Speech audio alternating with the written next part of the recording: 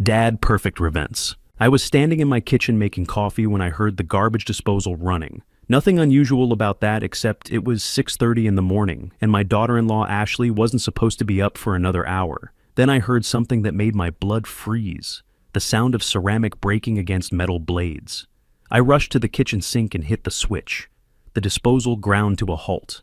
When I looked down the drain with my flashlight, I saw fragments of white porcelain mixed with coffee grounds and eggshells. But these weren't just any porcelain pieces. I recognized the delicate hand-painted roses.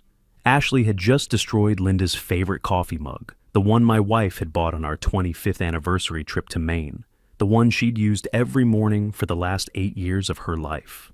My name is Hank Thompson. I'm 58 years old, a retired insurance claims adjuster, and that morning, I realized my daughter-in-law was systematically erasing my wife's memory from my own home. "Oh, Hank!" Ashley appeared in the doorway, wearing her bathrobe and that concerned expression she'd perfected over the past 8 months. "I'm so sorry. I was cleaning up and that old mug just slipped right out of my hands. You know how clumsy I can be in the mornings. Old mug. Linda had treasured that cup. She'd hand wash it every day, never put it in the dishwasher because she was afraid the roses would fade. And Ashley called it an old mug. That was Linda's favorite," I said, trying to keep my voice steady. "I know, and I feel terrible about it. But Hank, you have so many coffee mugs. Maybe it's time to use some of the newer ones. Linda wouldn't want you holding on to every little thing forever." There it was again. That gentle, reasonable tone Ashley used when she wanted to convince me I was being unreasonable. Over the past 8 months, I'd heard it a lot. Ashley Martinez Thompson was 32 years old, married to my son Kevin for 3 years, and she'd been living in my house since losing her. Marketing coordinator job in Chicago. What started as a temporary arrangement had turned into something else entirely. Something that made me feel like a stranger in the home Linda and I had built together. Let me back up and explain how this whole situation started. Linda passed away 5 years ago after a 2-year battle with ovarian cancer. Those last months were brutal, but she faced everything with a strength that amazed me every day. Near the end, when the pain was bad and the medications made her confused, she'd still smile when she saw me walk into the room. "Promise me you'll be happy, Hank," she said one afternoon, about a week before she died. "Don't just exist, live." I'd promised her I would. But after 30 years of marriage, living without Linda felt like trying to breathe underwater. Everything in the house reminded me of her. The way she'd arranged the living room furniture, her books still on the nightstand, the garden she'd spent decades perfecting. Kevin, my only child, lived in Chicago with Ashley. He'd call every few weeks, visit for holidays, send pictures from their life together. Ashley seemed nice enough, polite, educated, always remembered to ask about my health. Linda used to say she felt like Ashley was studying us during their visits, taking notes. "She pays attention to everything, Hank. Almost like she's cataloging our life." I should have paid more attention to Linda's instincts. She was always good at reading people. 8 months ago, Kevin called, sounding stressed. Ashley had been laid off from her marketing job, and they were struggling with rent on their Chicago apartment.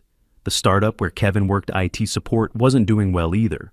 Could they maybe stay with me for a few months while they figured things out? What father says no to that? I had a 4-bedroom house, mostly empty since Linda died. Kevin was struggling, and Ashley needed help. Of course they could stay. That decision changed everything. The changes started small and reasonable. Ashley suggested updating the Wi-Fi password to something more secure. She reorganized the kitchen because the current setup was inefficient for cooking family meals. She moved some of Linda's gardening supplies out of the garage to make room for their belongings. Each change made perfect sense when Ashley explained it. She had this way of presenting every modification as an obvious improvement, something any reasonable person would want. And she always framed it as helping me. "Hank, you shouldn't have to manage all these household details," she'd say. "Let me handle the optimization so you can focus on enjoying your retirement." By month 2, Ashley had taken over most of the household management. She set up online banking for me because paperless statements were more environmentally friendly. She changed my pharmacy to one that offered better senior discounts. She even convinced me to switch cable providers because the new company had more educational programming. Kevin went. Along with everything. Whenever I mentioned feeling overwhelmed by all the changes, he'd say, "Dad, Ashley's just trying to help. She's good at organizing things. It's what she did in marketing. But by month 3, I started noticing things that didn't sit right. My mail was being delivered to Ashley instead of me. When I asked about it, she explained she'd set up mail forwarding to help manage my correspondence more efficiently. My monthly bank statement stopped coming. Ashley said she'd switched everything to digital to reduce clutter, and she'd review them with me monthly. But somehow, we never got around to those monthly reviews. When old friends called, Ashley would often answer and take messages. "Hank's resting," she'd tell them. "Can I have him call you back?" But she rarely passed along the messages. And when I asked about them later, she'd say she'd forgotten, or the caller had said it wasn't urgent. Slowly, quietly, Ashley was cutting me off from the outside world, and she was doing it with such reasonable explanations that I felt foolish for questioning her. The morning of the broken coffee mug was when I finally understood what was happening. Ashley wasn't just reorganizing my life. She was erasing Linda's presence from it, piece by piece, and I was letting her do it. That afternoon, I did something I hadn't done in months. I went up to the master bedroom and opened Linda's jewelry box. Ashley had suggested several times that I should donate Linda's personal items to help other families, but I'd refused. This was one thing she hadn't been able to reorganize away from me. Inside the jewelry box, underneath Linda's pearl necklace, was a small key I'd forgotten about. The key to our safe deposit box at Community First Bank. Linda had insisted we keep important documents there, along with some cash for emergencies. "You never know when you might need something the bank can't access quickly," she'd always said. I hadn't been to that safe deposit box since Linda's funeral arrangements. It was time to see what was inside. The next morning, while Ashley was at her job interview and Kevin was working his remote IT job, I drove to Community First Bank. Margaret Santos, the branch manager, had known Linda and me for 15 years. She greeted me with genuine warmth. "Hank, it's been too long. How are you holding up?" "I'm managing, Margaret. I need to access my safe deposit box. Haven't been here since Linda passed." Margaret's expression softened. "Of course. Let me get the paperwork." Inside the safe deposit box, I found exactly what Linda had promised. Our original house deed, showing the property belonged solely to me. Our marriage certificate, Linda's will, insurance policies, and $8,000 in cash that Ashley knew nothing about. But there was something else.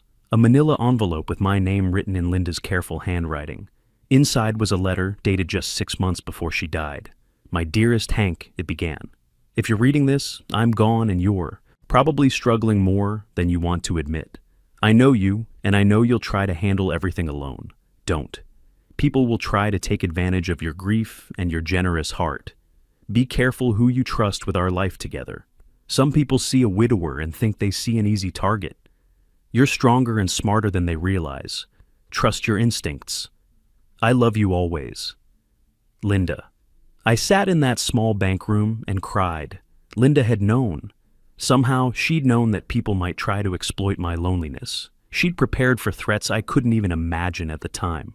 When I got home, Ashley was in the living room with Kevin, both of them looking serious. They'd been talking in low voices when I walked in, but stopped when they saw me. "Dad," Kevin said, "Ashley and I have been discussing your situation. We think it might be time to consider some changes." "What kind of changes?" Ashley leaned forward with that concerned expression she'd mastered. "Hank, we've been watching you struggle with managing this big house. The yard work, the maintenance, the financial complexity of everything. We think you might be happier in a retirement community." My blood went cold, but I kept my voice neutral. "I'm managing fine." "Are you, though?" Ashley pulled out a folder. "I've been researching some really nice places. Sunset Manor has an excellent reputation. They handle all the daily management tasks, provide meals, have social activities. You wouldn't have to worry about anything." She opened the folder and showed me glossy brochures. Happy seniors playing cards, walking in gardens, eating in communal dining rooms. Everything looked pleasant and sterile. "How much does it cost?" I asked. "The entry fee is $25,000, and then it's $4,800 per month," Ashley said smoothly. "But here's the thing. You could sell this house and have plenty to cover those costs for years. The house is worth at least $340,000. After you pay the entry fee and set aside money for monthly costs, you'd still have a significant amount left over for emergencies." I did the math in my head. $4,800 per month was $57,600 per year. Even selling the house, I'd be broke in 5 years, maybe 6 if I was careful. Then what? Where would the leftover money be managed? I asked. Kevin spoke up. Ashley's been learning about financial planning. She could help manage your investments, make sure everything grows properly. There it was, the plan. Get me into a retirement home where I'd pay monthly fees until my money ran out, while Ashley managed whatever was left from selling the house. I'd be completely dependent on them for everything. I need to think about it, I said. Of course, Ashley said. But Hank, don't wait too long. The good retirement communities have waiting lists. We should at least put your name down and tour the facility. That evening, after Kevin and Ashley went to bed, I sat in my workshop in the basement. It was the one room in the house Ashley hadn't reorganized. My tools were stillware. Linda had helped me arrange them 10 years ago. My workbench still had the coffee ring stains from the mornings Linda would bring me coffee while I worked on weekend projects. I pulled out a legal pad and started writing down everything I could remember from the past 8 months. Every change Ashley had made, every service she'd switched, every friend who'd stopped calling, every piece of mail that had been redirected. When you work in insurance for 30 years, you learn to recognize patterns. You learn to spot the difference between coincidence and conspiracy. What I was seeing wasn't random organizational improvement. It was systematic isolation, preparation for financial takeover. Ashley wasn't trying to help me. She was setting me up. And tomorrow, I was going to start fighting back. The next morning, I called my old friend Charlie Williams. Charlie had been the chief legal counsel for our insurance company for 25 years. If anyone knew how to build a case against financial fraud, it was Charlie. Hank, good to hear from you. How's retirement treating you? Charlie, I need your help. I think my daughter-in-law is trying to steal my house and my savings. There was a pause. That's a serious accusation. What makes you think that? I explained everything. The gradual takeover of my finances, the isolation from friends and mail, the retirement home pressure with Ashley managing my leftover money. Charlie listened without interrupting. Hank, what you're describing sounds like elder financial abuse. It's a felony in this state, but we need evidence, solid, documented proof. How do I get that? Carefully, very carefully, and legally. Can you meet me at my office tomorrow afternoon? Ashley thinks I'm going to the doctor. I'll be there. That afternoon, while Ashley was out grocery shopping, I started my investigation the way I'd handled insurance claims for 30 years. I documented everything. First, I checked my computer. Ashley had helped me set up online banking months ago, changing all the passwords to keep everything secure. But she'd made a mistake. She'd used Kevin's birthday as the password hint. After 30 years investigating fraud, I knew people always used dates that were meaningful to them. Kevin's birthday worked. I was in. What I found made my stomach turn. My checking account showed a balance of $12,400, but according to my mental calculations, it should have been closer to $28,000. I printed the statements for the past 8 months. The transfers told the story. Small amounts at first, $500 here, $300 there, always labeled as household expenses or family costs. Then bigger amounts. $2,200 for home improvements, $1,800 for emergency repairs, $3,400 for family medical expenses. None of these expenses had been discussed with me. None of them were for things I'd authorized. Next, I checked my 401k account. The login information was stored in the browser history. Ashley had been thorough about accessing everything. My retirement account showed $43,200. According to my records, it should have been around $67,000. Over $23,000 had been withdrawn in the past 6 months, all labeled as hardship withdrawals for various family emergencies. I printed everything: bank statements, transfer records, withdrawal authorizations, with signatures I didn't remember making. Some of the signatures looked close to mine, but the angle was wrong. The pressure was different. Then I did something that felt like betrayal, but I had to know the truth. I went through Ashley and Kevin's room while they were both out. In Ashley's dresser drawer, underneath her clothes, I found a manila folder labeled Financial Planning. Inside were copies of my bank statements, my 401k information, and something that made my blood run cold: applications for power of attorney, legal documents that would give Ashley complete control over my finances. According to the paperwork, I was suffering from mild cognitive decline and needed assistance managing my affairs. There were also property transfer documents, papers that would add Ashley's name to my house, deed for estate planning purposes, and brochures for 3 different retirement communities, with notes in Ashley's handwriting about monthly costs and entry fees. At the bottom of the folder was a notebook with Ashley's financial calculations. She'd estimated the house value at $340,000, retirement home costs at $4,800 per month. She'd calculated exactly how long my money would last, and what would happen when it ran out. According to her notes, after selling the house and paying for 4 to 5 years of retirement home care, there would be approximately $80,000 left. Ashley had written K&A Emergency Fund next to that number, Kevin and Ashley's emergency fund, built from selling my house and spending my retirement savings on a care facility I'd never agreed to enter. I photographed everything with my phone, then put the folder back exactly where I'd found it. That evening, Ashley announced she'd scheduled a tour of Sunset Manor for the following week. Just to see what it's like, she said. No pressure? Kevin nodded enthusiastically. Dad, I think you'll really like it.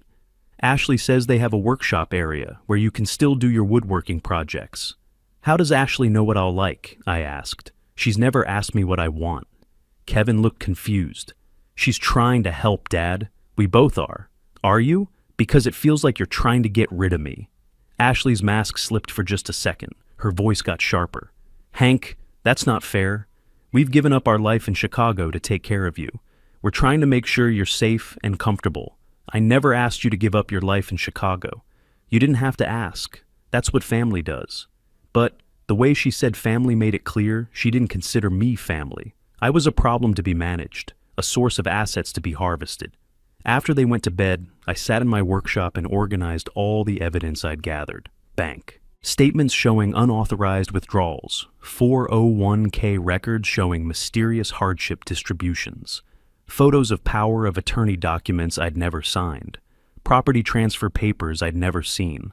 I also wrote down everything I could remember about conversations with Ashley, her suggestions about donating Linda's belongings, her insistence on managing my mail and phone calls, her gradual takeover of every aspect of my daily life.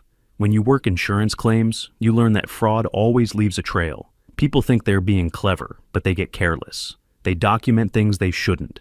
They create evidence of their own crimes. Ashley had been very careless. Tomorrow, I was meeting with Charlie Williams. Together, we were going to figure out how to stop Ashley before she could complete her plan.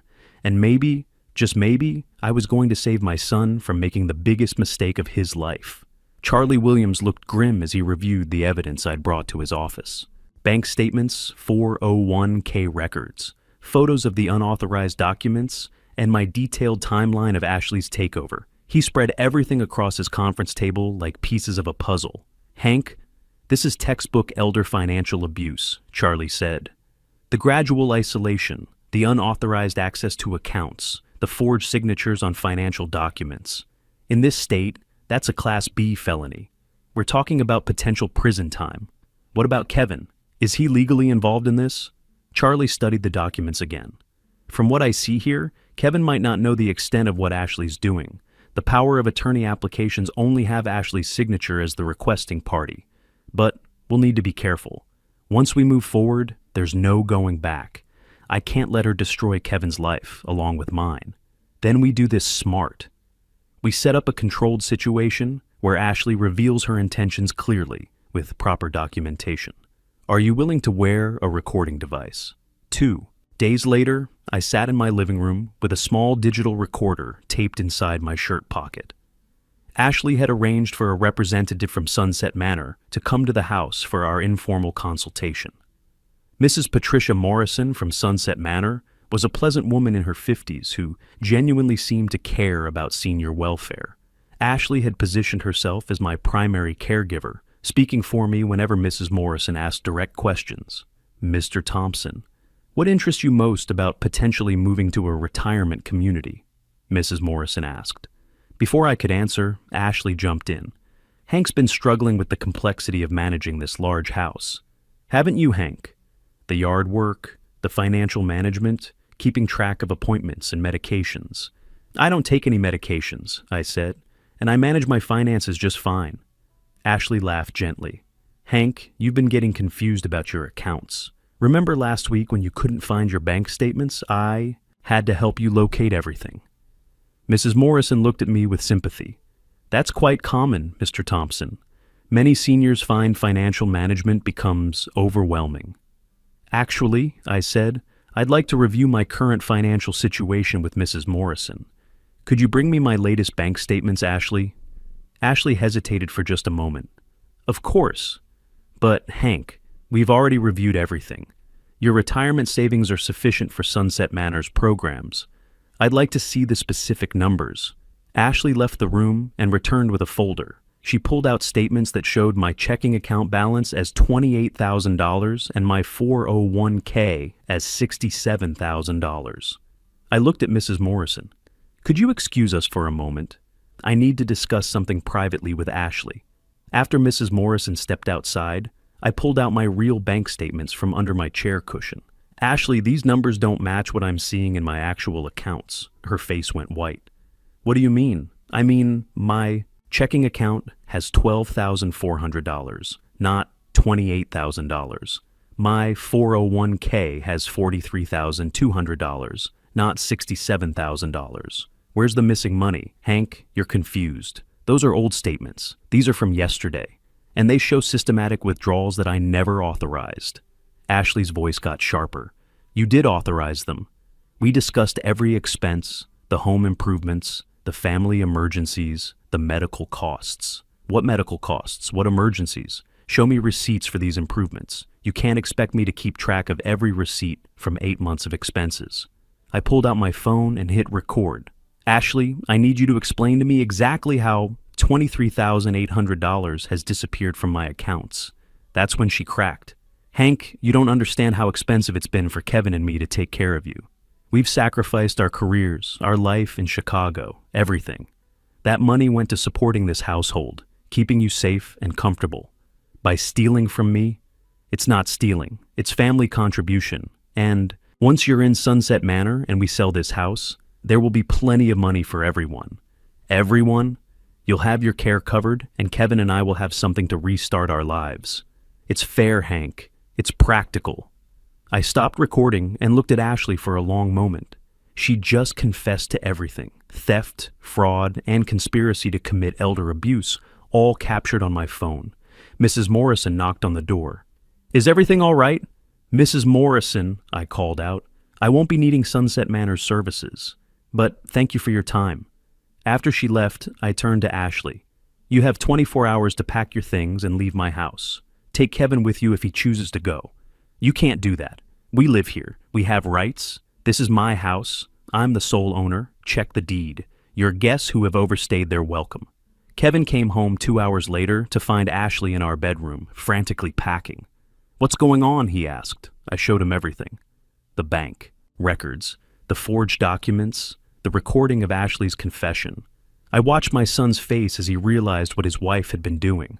Dad, I didn't know, he said, his voice breaking. I swear I didn't know about the money. I believe you, son. But you need to decide what you're going to do about your marriage to a woman who steals from her own family. Ashley tried to convince Kevin that I was confused, that everything she'd done was legitimate. But the evidence was overwhelming, and Kevin wasn't stupid. They left the next morning. Ashley in angry silence, Kevin with tears in his eyes and promises to call me soon. I filed charges against Ashley that afternoon. Charlie Williams handled the legal proceedings. She was arrested 3 days later at her sister's house in Milwaukee. Ashley took a plea deal, 18 months in county jail, 3 years probation, and full restitution of the stolen funds. Kevin filed for divorce while she was awaiting sentencing. That was 8 months ago. Kevin and I talk twice a week now. He's moved back to Illinois, gotten a better job, and he's dating someone new, someone who, according to Kevin, actually listens when he talks and doesn't try to reorganize his life for him. I still live in the house Linda and I built together. Her coffee mug is gone, but I have hundreds of other memories that no one can take away or destroy. And I've learned something important. Protecting your family sometimes means protecting them from each other. If you're reading this and something feels wrong in your own home, trust that feeling.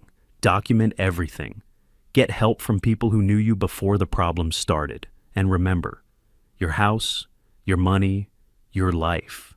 Don't let anyone convince you otherwise, no matter how reasonable they sound. The truth has a way of revealing itself if you're patient enough to let it. Sometimes the people who claim to love you the most are the ones positioning themselves to take everything you've worked for. Trust your instincts. When something feels wrong, even if everyone around you says you're being paranoid, the greatest revenge isn't anger or violence. It's using your experience and knowledge to expose the truth, protect what matters most, and teach others that dignity and self-respect are never too late to reclaim.